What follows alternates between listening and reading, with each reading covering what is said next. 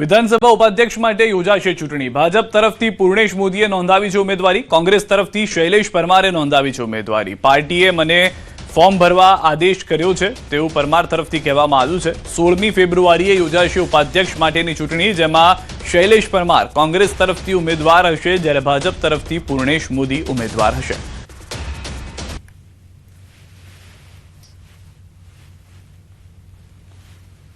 તો ઉપાધ્યક્ષ માટે જે ફોર્મની પ્રોસેસ હતી તે પણ આપ જોઈ રહ્યા છો। એક તરફથી ભાજપમાંથી પૂર્ણેશ મોદી તરફથી ફોર્મ ભરવામાં આવ્યું છે કે જેઓ મંત્રીમંડળમાં પણ આ પહેલા રહી ચૂક્યા છે, તેમની સાથે જીતુ વાઘાણી પણ જોવા મળ્યા હતા। બીજી તરફથી શૈલેષ પરમાર કે જેઓ ધારાસભ્ય છે અમદાવાદથી, તેમની સાથે ખાડિયાના અન્ય ધારાસભ્ય પણ હાજર રહ્યા હતા અને તેઓની હાજરીમાં તેઓએ ફોર્મ ભર્યું। સાથે તેઓ તરફથી પ્રતિક્રિયા પણ આપવામાં આવી છે કે કોંગ્રેસ તરફથી કહેવામાં આવ્યું છે, એટલે કે પાર્ટી તરફથી કહેવામાં આવ્યું છે, જેથી તેઓ ઉપાધ્યક્ષ માટે જે ચૂંટણી થવાની છે તેમાં ફોર્મ ભરી રહ્યા છે।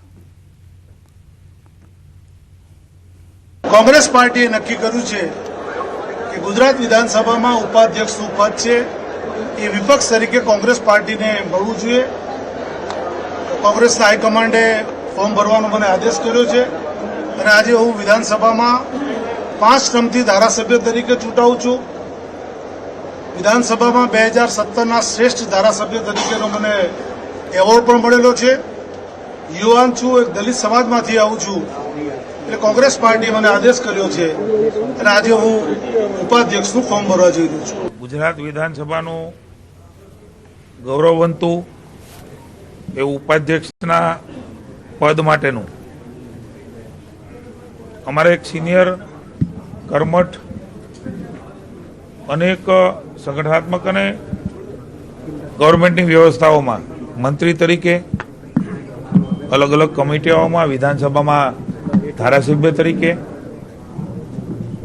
જેમણે સરાહની કામગીરી સફળતાપૂર્વક કરી છે એવા અમારા આગેવાન, પૂર્વ મંત્રી, સુરતના માનની ધારાસભ્ય શ્રી, એડવોકેટ અને અનેક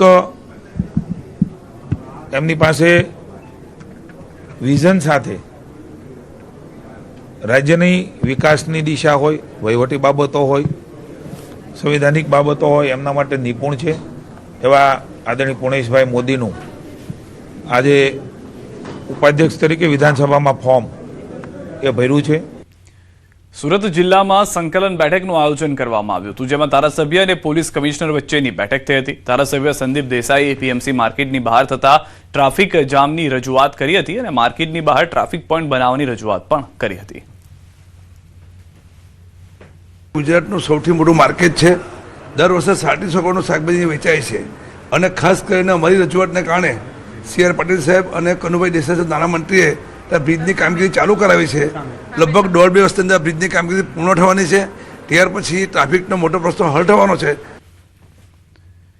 રાજ્યના હવામાનને લઈને આગાહી હવામાન વિભાગે કરી છે આગાહી। આગામી 7 દિવસ તાપમાન યથાવત રહેશે।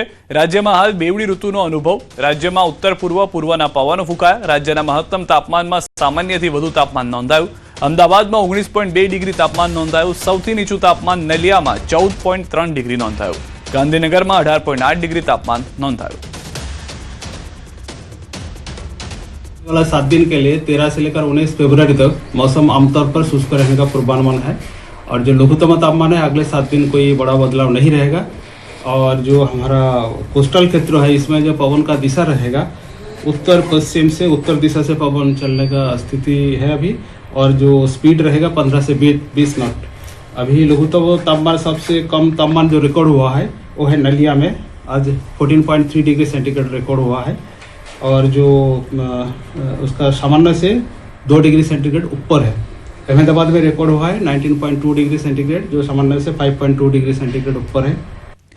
સુરતથી સમાચાર। ગુંડા ગોટીના પિતાની ધરપકડ। ચિરાગ ગોટીના પિતાની ધરપકડ કરી લેવાઈ છે। ઘનશ્યામ ગોટી નામના આરોપીની ધરપકડ કરાઈ છે। ખંડણીના ગુનામાં કરવામાં આવી છે ધરપકડ। ₹10 લાખની ખંડણીના કેસમાં ધરપકડ કરાઈ છે। ચોક બજાર પોલીસે કરી છે ધરપકડ। ચોક બજાર પોલીસમાં ઘનશ્યામ ગોટી વિરુદ્ધ 2 ગુના નોંધાયા છે। તો દ્રશ્યો આપ જોઈ રહ્યા છો, જે પિતા છે ઘનશ્યામ ગોટી તેને પકડવામાં આવ્યા છે। ગુંડા ગોટીના પિતાને તે માટે પણ પકડવામાં આવ્યા છે કારણ કે તેમની વિરુદ્ધ પણ 2 ફરિયાદ નોંધવામાં આવી છે। બીજી તરફ જે લુખ્ખો ગુંડો દાદા બનીને ફરતો હતો તે હાલમાં પોલીસથી નાસ્તો ફરતો જોવા મળી રહ્યો છે. પોલીસની પકડથી દૂર રહેવાના પ્રયાસ કરી રહ્યા છે. બધી હવા નીકળી ગઈ હોય તેવા પણ દ્રશ્યો કેટલાક વિસ્તારની અંદર ચર્ચામાં છે કે ક્યાં છે એ ગુંડો કે જે પોતાને અહીંયાનો માફિયા કહેતો હતો, કેમ પોલીસના નામની સામે તેની હવા નીકળી ગઈ છે. સુરતમાં ક્લિનિકમાં નર્સિંગનું કામ શીખતી તરુણી પર દુષ્કર્મ થયું છે. વરિયાઈ બજાર વિસ્તારમાં આવેલા એક ક્લિનિકમાં નર્સિંગનું કામ શીખતી તરુણી પર ત્યાં જ કામ કરતા હેલ્પરે અશ્લીલ ફોટા વાયરલ કરવાની ધમકી આપી દુષ્કર્મ ગુજાર્યું હતું. આ મામલે તરુણીએ શરૂઆતમાં ડોક્ટરને જાણ કરી અને બંને પરિવારો વચ્ચે સમાધાન કરાવી મામલો દબાવી દેવામાં આવ્યો. પરંતુ 9 મહિના સુધી સતત માનસિક પીડા અનુભવ્યા બાદ તરુણીએ આખરે હિંમત બતાવી પોલીસ મથકમાં ફરિયાદ નોંધાવી, જે બાદ પોલીસે ફરિયાદના આધારે આરોપી નેવિલની ધરપકડ કરી કાયદેસરની કાર્યવાહી હાથ ધરી છે. રખડતા શ્વાનની ગણતરી કરવા શિક્ષકોને કરાયો છે પરિપત્ર. શિક્ષકોને શ્વાન ગણતરી જવાબદારી સોંપતા હવે શિક્ષક સંઘ આવ્યું છે મેદાને. શિક્ષકોની જવાબદારી અને તેમના કામમાં ન આવતું હોય તેવું જવાબદારી પણ તેમને સોંપવામાં આવી છે. શિક્ષકોને કેટલાક લોકો ટાર્ગેટ કરીને આવી કામગીરી સોંપવામાં આવે છે તેવું શિક્ષક સંઘ તરફથી કહેવાયું છે. સરકાર બદનામ થાય તે માટે કેટલાક લોકો આવા પરિપત્ર કરવાના વિચારો મૂકે છે. આ પરિપત્રથી શિક્ષકોના સન્માનને ઠેસ પહોંચી છે. ચોક્કસપણે સરકાર બદનામ થાય એવા માટે કોઈ ચોક્કસ માણસો આવી રીતે વાર તહેવારે અથવા તો ચોક્કસ સમયગાળાએ આવી વાતોને વહેતી મૂકી દેતા હોય છે. જેણે પણ આ વિચાર મૂક્યો છે એ સદંતર ખોટો છે. શિક્ષકોના આત્મસન્માનને આના કારણે ઠેસ પહોંચી છે. ચોક્કસપણે શિક્ષણને શિક્ષણ જગતના જ કામો લેવા જોઈએ, એ સિવાયના આવા કામો ન સોંપવા જોઈએ. આ સમજદારીનો વિષય છે, શિક્ષકો પ્રત્યે સન્માનનો વિષય છે. હું માનું છું અને વિશ્વાસ પણ ધરાવું છું સરકારમાં કે સરકાર આના પર ચોક્કસ પગલાં લેશે અને ચોક્કસપણે આ પરિપત્રને રદ કરશે. શૈક્ષિક મહાસંઘનું સ્પષ્ટ માનવું છે કે આવી કોઈ પણ પ્રકારની શિક્ષણ સિવાયની પ્રવૃત્તિઓ છે એમાં શિક્ષકોને ન જોડવામાં આવે. ભૂતકાળમાં પણ વહીવટી સુધારણા પંચ સમક્ષ અમે અલગ કેડર બનાવવા માટે માગણી પણ કરેલી છે. સરકારે ગંભીરતાથી આની અંદર વિચારવું જોઈએ અને આ કામગીરીની અંદર શિક્ષકોને જો ફરજિયાતપણે આવું કામ શિક્ષણના ભોગે સોંપવામાં આવશે તો અખિલ ભારતીય રાષ્ટ્રીય શૈક્ષિક મહાસંઘ એનો વિરોધ કરશે. રાજકોટથી સમાચાર. દારૂની મહેફિલનો વિડીયો વાયરલ થયો છે. 2 શખ્સો દારૂની મહેફિલ માણતા હોવાનો વિડીયો વાયરલ થયો છે. દારૂનો ગ્લાસ ભરીને આ શખ્સોએ વિડીયો શરૂ કરીને સોશિયલ મીડિયામાં લાઈવ કર્યું હતું. સોશિયલ મીડિયામાં વિડીયો વાયરલ થયા બાદ પોલીસે શરૂ કરી છે તપાસ. સંસ્કારી નગરી વડોદરામાં ઉડ્યા દારૂબંધીના લીરે લીરા. હેર સલૂનમાં દારૂની મહેફિલ માણતા યુવક ઝડપાયા છે. મુરલીધર કોમ્પ્લેક્સમાં ગાયત્રી હેર સલૂનમાં દારૂની મહેફિલ માણતા 4 યુવકો ઝડપાયા. લક્ષ્મીપુરા પોલીસે મહેફિલ માણતા યુવકોને ઝડપી પાડ્યા. 4 યુવકોની ધરપકડ કરી પોલીસે વધુ તપાસ હાથ ધરી છે.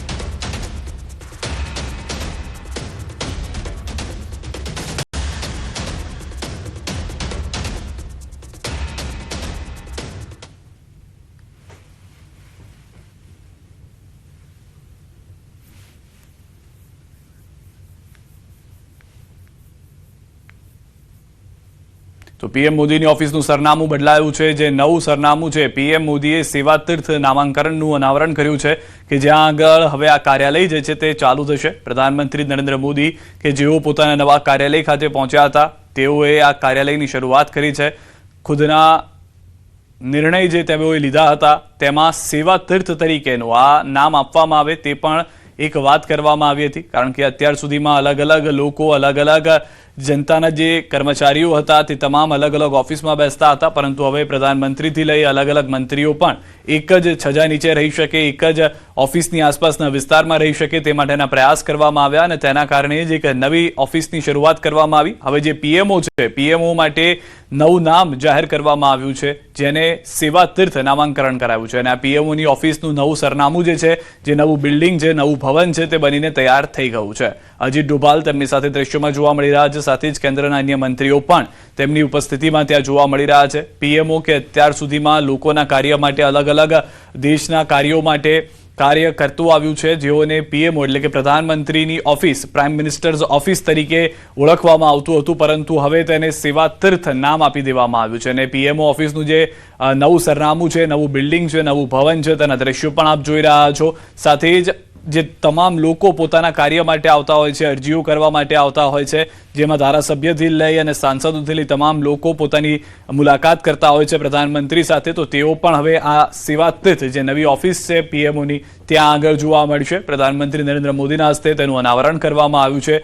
હવે સેવા તીર્થથી ચાલશે સરકાર, કે જે પહેલાથી જ વાત કરવામાં આવતી હતી કે એક નવી લોકોની અંદર ઉર્જા ઉત્પન્ન કરવા માટેના પ્રયાસ છે કે આ જે સરકાર છે તે સેવા કાર્ય માટે આવી છે, ન કે સત્તા માટે. અને તે પહેલેથી જ કહેતા આવ્યા છે કે તેઓ પ્રધાનમંત્રી નહીં, પ્રધાન સેવક છે. તો પ્રધાન સેવક પ્રધાનમંત્રી ઓફિસમાં ન હોય, તે સેવા તીર્થમાં હોય, તે વિચાર સાથે તેઓએ આ સેવા તીર્થને ખુલ્લું મૂક્યું છે.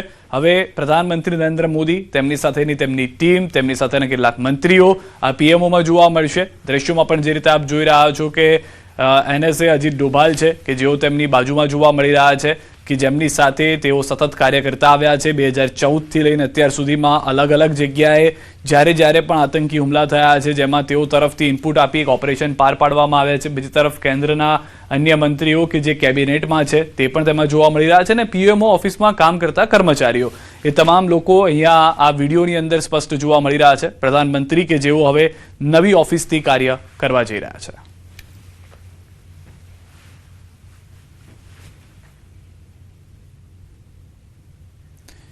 તો પીએમઓને લઈને આ જે દ્રશ્યો આવ્યા છે તે તમામ મંત્રીઓ માટે એટલા પણ મહત્વના છે કારણ કે મંત્રીઓ જે છે તેમની પણ ઓફિસ જે છે તે હવે બદલાઈ ગઈ છે. સૌથી વધારે મહત્વની વાત એ છે કે જે તમામ મંત્રીઓ અલગ અલગ જગ્યાએ કામ કરતા હતા તેઓ હવે એક જ જગ્યાએ કામ કરતા જોવા મળશે. અને આ જે દ્રશ્યો આપ જોઈ રહ્યા છો કે જે કર્તવ્ય ભવન છે તેની સાથે સાથે સેવા તીર્થ જે છે તેની આ શરૂઆત થતી જોવા મળી રહી છે દ્રશ્યોની અંદર. સેવા તીર્થ એ પ્રધાનમંત્રી નરેન્દ્ર મોદીની ઓફિસ, તેમની સાથે કેબિનેટ સેક્રેટરી તેમાં જોવા મળશે, NSA જોવા મળશે, અન્ય સુરક્ષાને લગતા જે અધિકારીઓ છે જે તેમની સાથે કામ કરતા આવ્યા છે તે પણ આ જ ઓફિસથી કામ કરશે.